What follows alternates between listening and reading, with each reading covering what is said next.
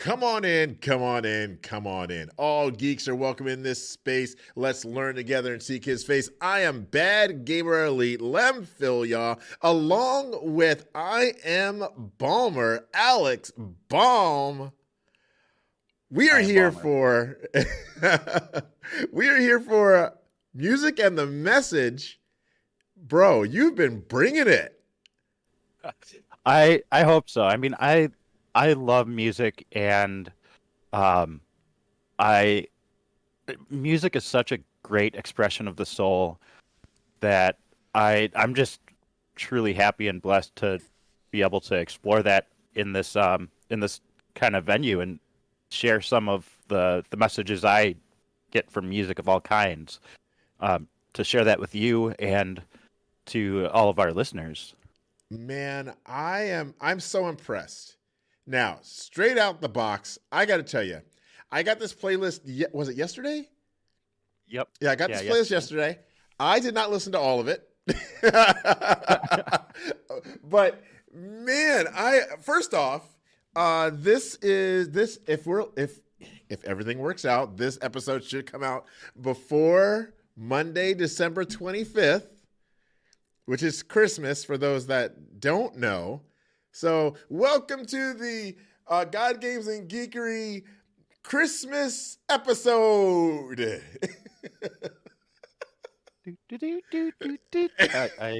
I don't know. Felt like there should be music there.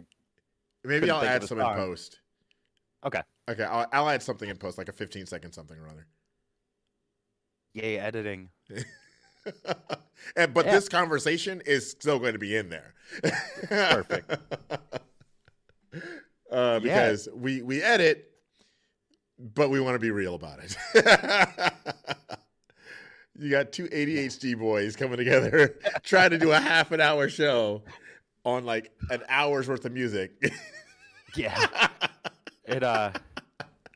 And so I like having a progression to my playlists. Yes. And I was struggling a little bit with that with this playlist until like 10 minutes ago. So I moved one song, really is what I did. I moved one song up in it, and we have kind of four pairs of songs that they're really close. They fit on the same topic, we'll say. So that I like all the songs for individual things that they bring, but it really comes down to like four topics to touch on with the Christmas season and with this. All right. I think that's a good thing. And so let's start out with all right, I'm just going to jump into It Feels Like Christmas by the Ghost of Christmas Present. And by the Ghost of Christmas Present. Yes. The Muppet Ghost of Christmas Present. There you go. I was going to say, come on, hold on. You got to let people know where that's from. That is absolutely one of my favorite Christmas movies. Yes. Even when we watch it in like late July, early August, right? I mean, I prefer it not to be late July, early August, but yeah. Because that's what we did when we one of our last episodes of Faith in Film for this year. We had Muppets Christmas.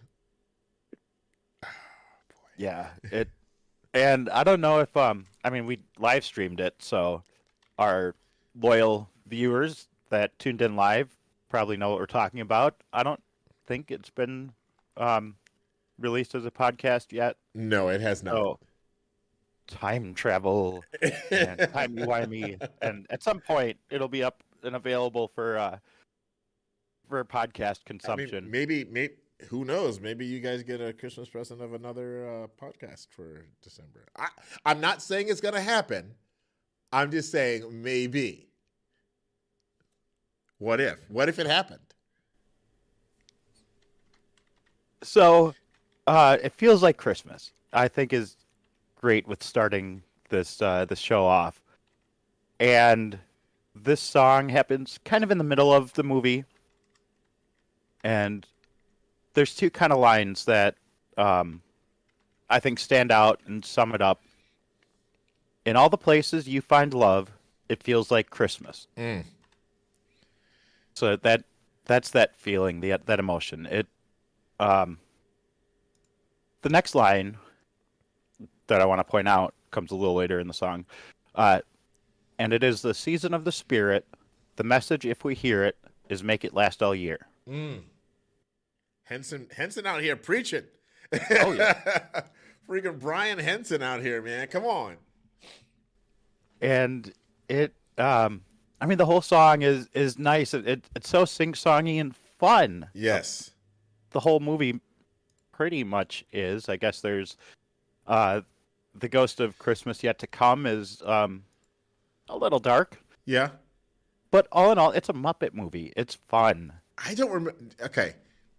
This is gonna sound bad, but Okay. am I wrong in saying that the Ghost of Christmas Yet to Come is the only one that doesn't have a song? Well, they never speak, so yes. That's what I was like, I don't think I'm misremembering because I know that movie. I think there are songs during the Ghost of Christmas Yet to Come's like Segment. part. Yeah. Yeah. But no, they never speak, so no song. Yeah. Okay, cool. Right on. So that love, that feeling, it feels like Christmas. And you know, a lot of years, I'm gonna chalk this up to my time working retail. It's been my like entire adult working life really that I've been working in the retail setting at Christmas, and it's fun, but it's stressful. Yep. And so again, for most of my adult life, haven't really had that building of that between Thanksgiving and December 25th of like it's Christmas season and this and it just building and getting better and better. Yeah, I haven't had that for most of my life, but this year I kind of have. Ooh, really? Yeah. Tell me more. I don't know why. Maybe because I'm not working retail. That makes a difference. That definitely makes a difference because I also haven't worked retail for quite some time. For those who don't know, Alex and I used to work for the same retailer at the same time and together. And I definitely know that when I walk into a retail environment during the holiday season, during Christmas season, I shop at Target a lot. And I've started to do this all year. Like they say, make it last all year. All year round, I'm going into a store and I ask the person checking me out, as long as it's not the auto checkout, hey, how you doing? Yeah, I'm doing good. And I look them dead in the eye and say, now, is that a real good or a retail good? And they look at me for a second. And I'd say about probably 40% of the time it's a retail good. I'm like, look, I worked retail for so many years and I want you to know I appreciate what you're doing. I appreciate you're here. Because people need to hear that all year round. They want to know that they're loved. They are like, I don't have to know you to love you. Just like some people don't have to know you to hate you. I don't have to know you to love you. Right. Right. If you're okay with someone hating someone without knowing them, you should be okay with someone loving them without knowing them. Yes. And that's what I do with. That's my connection to that song is trying to make it last all year through the retail deal. Yes. And you kind of jump into my last two songs here. Spoiler alert we're just gonna leave that as foreshadowing there. No, I love that, and I do truly love that about you. Of that, all right, really, let me know. How are you doing? Yeah. I love you. Uh, yes, make it last all year. So, what for you? How do you define the Christmas feeling? Ooh. Um, I would say defining the Christmas feeling is how would I define the Christmas? I would define the Christmas feeling as having joy and not necessarily knowing exactly why. You could be in a series of running into faith and film, a series of unfortunate events in your life, or Yep. Bible and books, because we had that going on too. But you could be running into a series of unfortunate events in your life, but you still got joy. Yes. You've got anticipation for what's next, right? Yes. You're looking forward to what's next, not just, oh my gosh, what's next? I don't know. No. Hey, what happens? Even if it's something that could be negative, what's next so that I can so God can help me get through it. God, Aisha Woods, girl, she's got this song named called Days, and I've referenced it a lot. If every day was an easy day, you would never be able to say that Jesus brought you through. So, Ooh. what is the next thing that God's going to be able to bring me through? That to me is what Christmas feels like. The anticipation of what's next and the joy of whatever comes next. Yes. Oh, I love that. Yeah.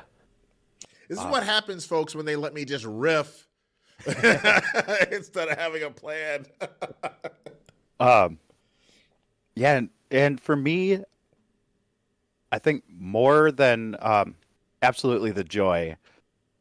Uh, for me, it's like a connection, this bigger, deeper connection with not only the loved ones around me, but also uh, kind of society as a whole. Going back to that retail setting, seeing an uncountable number of people, but still being able to see them as individuals and, you know, at least for a 5 minute period or something at a time, make that connection and kind of make their individual experience of Christmas a little better, help Yes. them support some joy. Um, and I mean, it spreads. Yeah. So, um, a few days ago, I kind of had this realization for probably the first time in my life.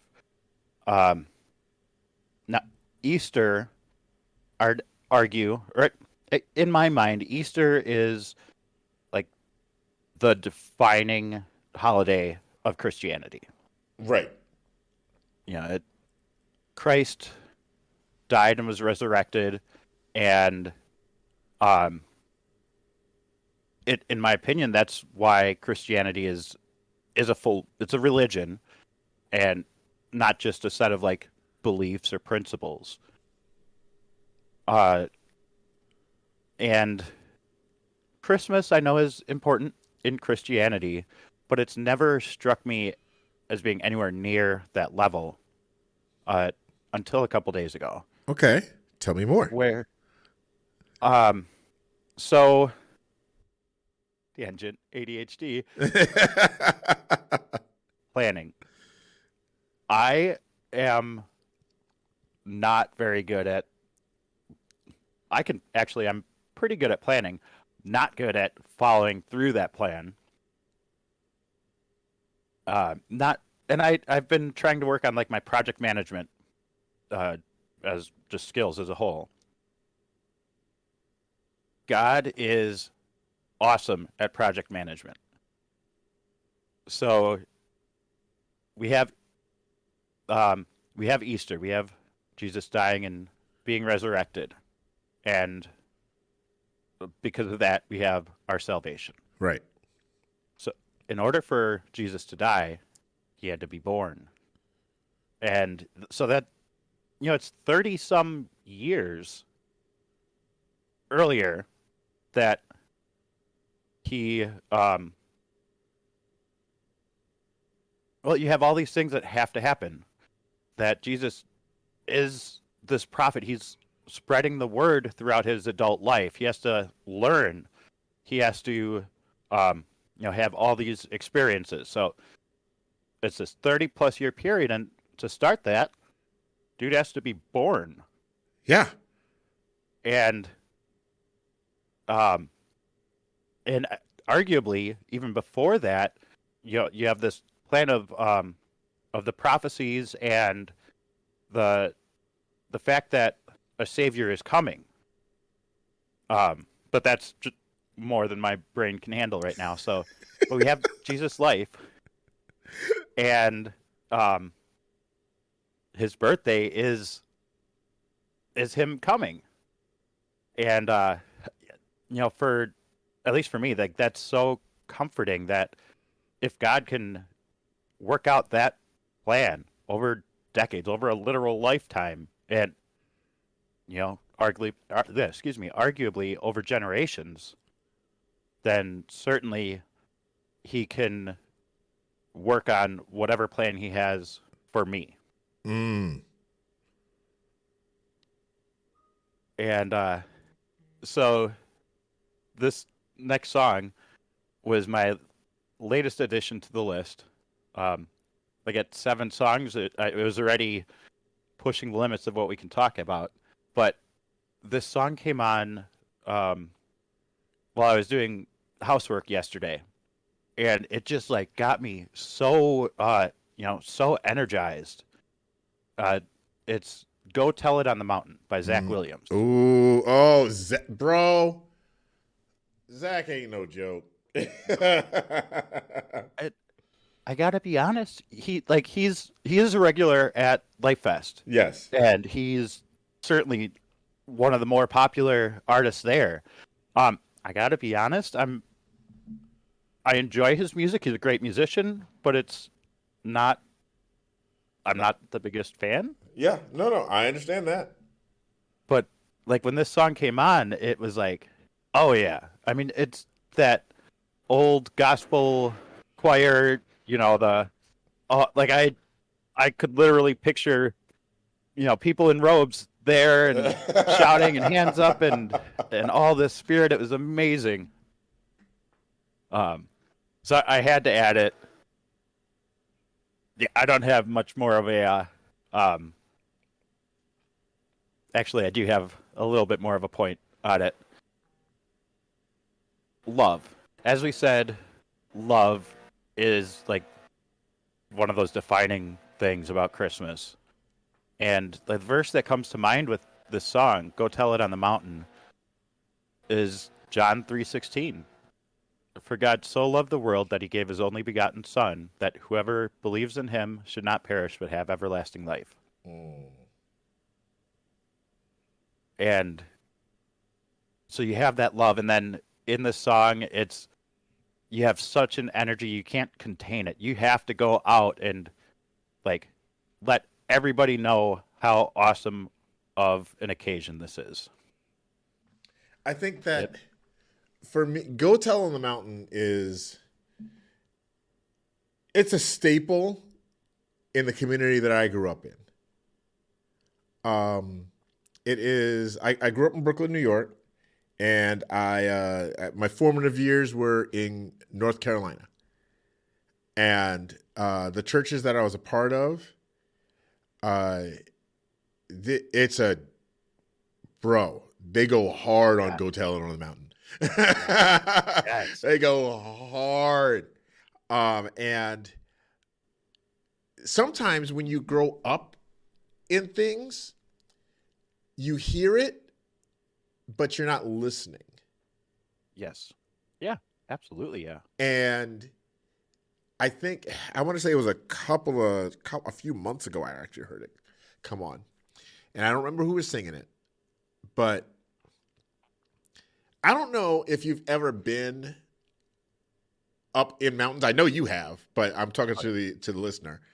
You ever been up in mountains? If you are alone on the mountains and like just in nature, you can hear things from so far away if it's loud enough. So what they're saying in Go Tell on the Mountain is you go to the top of that mountain and you scream it out that Jesus Christ is born so everyone in the valleys can hear it, everyone on the peaks can hear it, and everyone in between. So what they're saying is, in this, is go tell on the mountain, make sure everybody hears it. Everybody knows, whether they are in the peak of their life or in the valley of their life. Everybody needs to know that our Savior is here and our Savior is born. Yes. So, like I said, I know it because I grew up with it, and some of the choirs went hard on that, Oh, yeah. while others less so. Less so, depending. I think my Wisconsin experience with that song, it was less so. Versus my North Carolina experience. Yep, I can absolutely see that. Yep. So, yeah, peaks and valleys, man. We're all gonna have them. We're all gonna have it. So, And that kind of goes really well into my next two songs. are you kidding me? We did not plan this, people. Are you kidding? We cannot plan these podcasts. No. They go horrible when we plan them. Yes. Well, I mean they're okay, but we just can't plan. Yeah, we can't plan them. So, like my next two songs are not Christmas songs. Mm-hmm. One of them does talk about Christmas, but this song is it's about nostalgia, I'd say, really. Ooh, let's go, baby! And I do think nostalgia is for me, it's a big part of that Christmas feeling. It's kind of feeling like that kid again and waking up to a fresh blanket of snow and seeing all those presents under the tree and seeing that the cookies I had left out for Santa have suddenly disappeared, but there's still some crumbs. And nostalgia is a very powerful feeling. It's been a huge trend in marketing for several years now. Bro. Yo. They hit us hard with game remakes. Oh, yeah.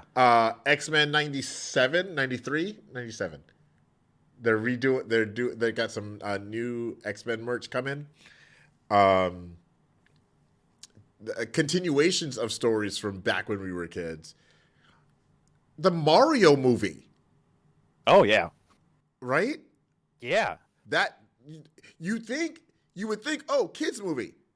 I saw way less kids than when we went, and we did not go late at night. Way less kids than the adults.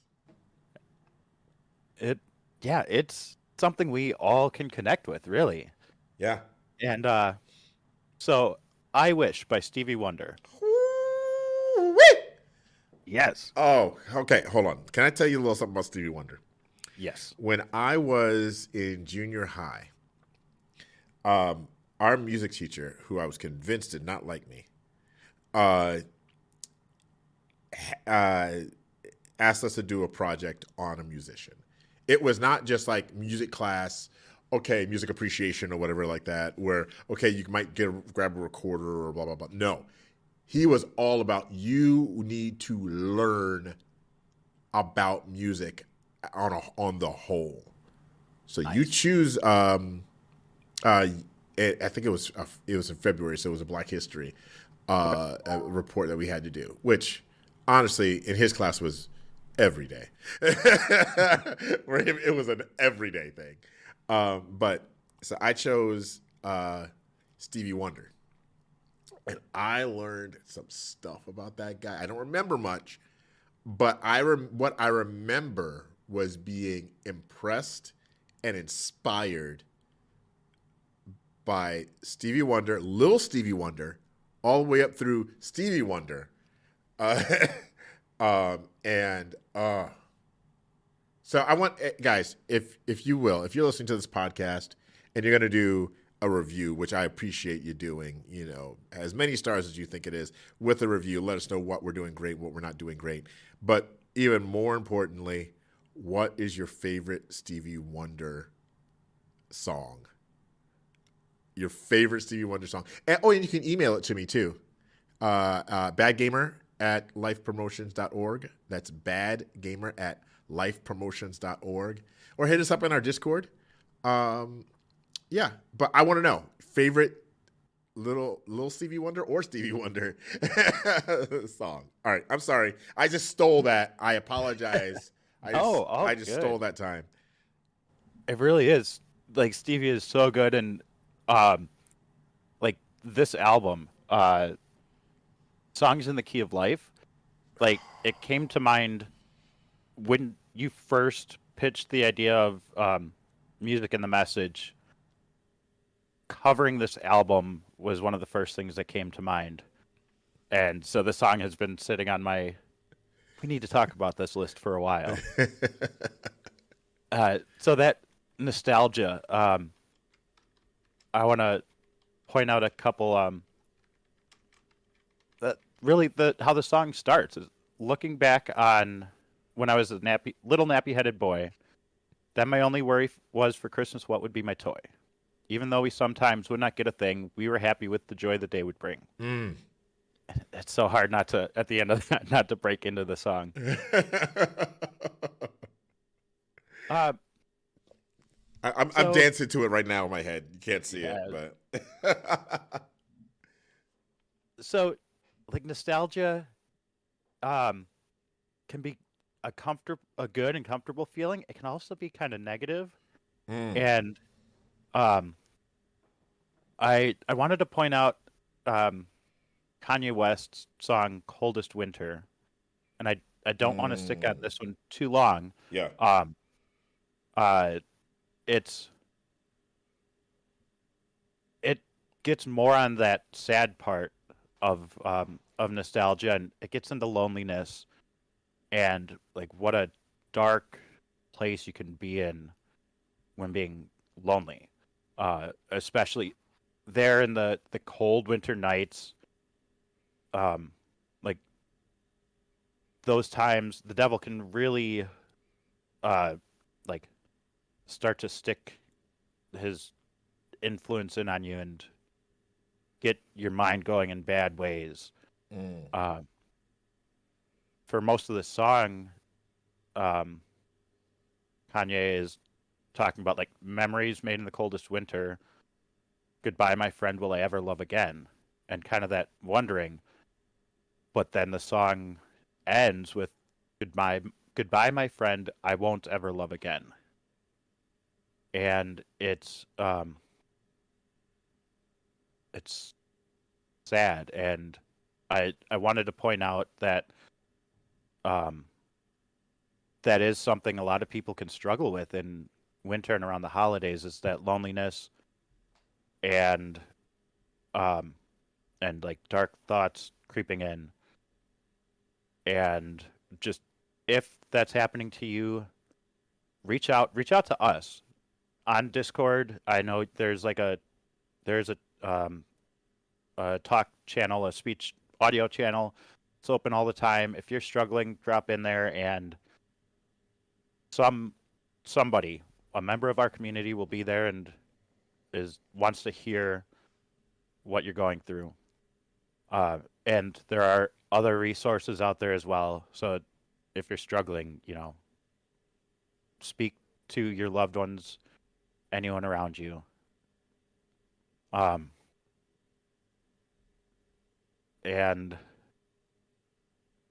So a verse that stood out to me for that is Psalm 23:4. Though I walk through the valley of the shadow of death, I will fear no evil, for you are with me. Your rod and your staff, they comfort me.